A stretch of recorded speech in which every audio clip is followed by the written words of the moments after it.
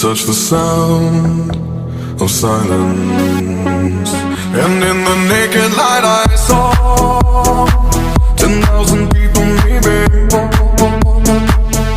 People talking without speaking, people hearing without listening, people writing songs that voices never share, and no one dared disturb the sound of silence.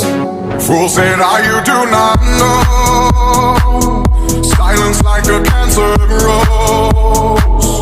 Hear my words and I might teach you. Lay my arms and I might reach you. But my words, like silent raindrops, fell and echoed in the wells of silence.